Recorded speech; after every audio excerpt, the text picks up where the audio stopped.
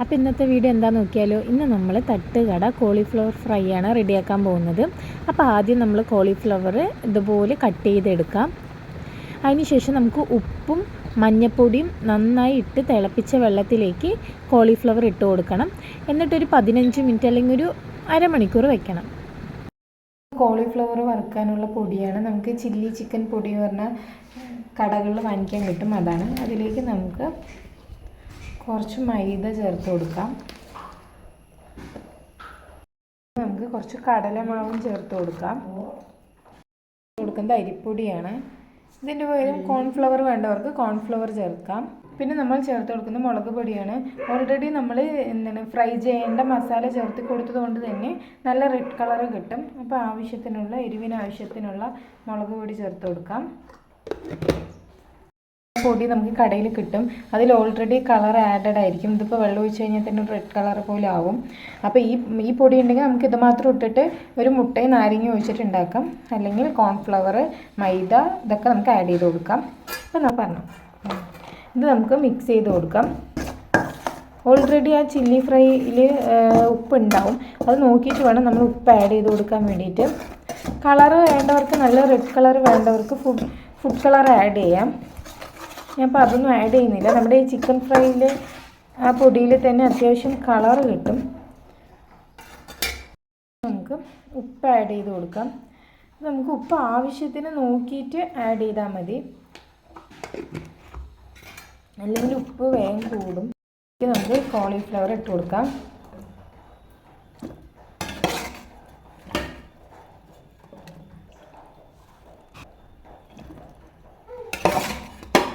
അങ്ങനെ നമുക്ക് എല്ലാ കോളിഫ്ലവറും വെള്ളത്തിൽ നിന്ന് കോരിയിട്ട് ഇതിലിട്ട് കൊടുക്കാവുന്നതാണ്.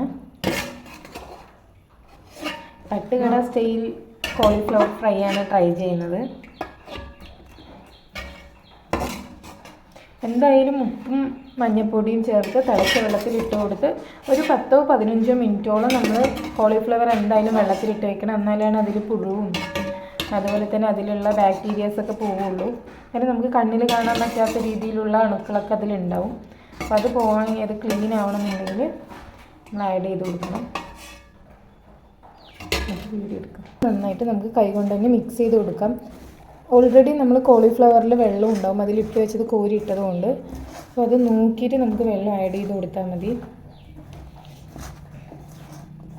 വെള്ളം വേണ്ടവർക്ക് വെള്ളം ആഡ് ചെയ്ത് കൊടുക്കാം. ഞാനിതിൽ മുട്ടയാണ് ആഡ് ചെയ്യുന്നത്. മുട്ട ആഡ് ചെയ്ത് കൊടുക്കാം.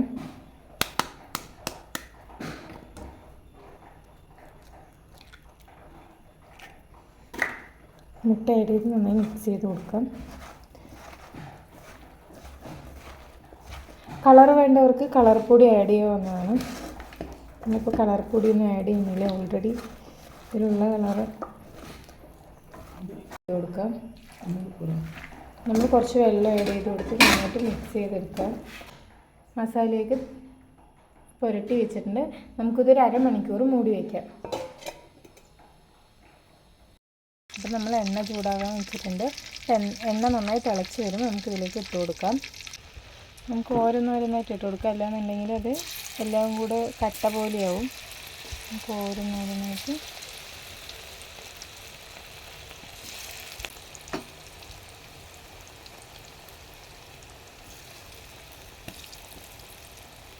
മതി കേട്ടോ. പേപ്പർ വിരിച്ചിട്ടാണ് ഇതിലാണ് ഇട്ട് കൊടുക്കുന്നത്. അപ്പോൾ നമുക്ക് ജസ്റ്റ് ഒന്ന് മറിച്ചിട്ട് കൊടുക്കാം. അതുകൊണ്ടോ ഇത് കട്ട പിടിച്ചത്, അതിനാണ് നമ്മൾ സെപ്പറേറ്റ് ചെയ്തിടണം പറഞ്ഞത്. ഇതുപോലെ എല്ലാം ഫ്രൈ ചെയ്ത് കോരിയതിന് ശേഷം കാണാം. അപ്പോൾ വേണ്ട നല്ല റെഡ് കളർ വേണ്ടവർക്ക് കളർ പൊടി ആഡ് ചെയ്യാം കേട്ടോ. ഞാൻ അങ്ങനെ കളർ പൊടിയൊന്നും ആഡ് ചെയ്തിട്ടില്ല. നമ്മുടെ ചിക്കൻ ഫ്രൈയുടെ മസാലേൻ്റെ പൊടിയിട്ട കളറാണിത്.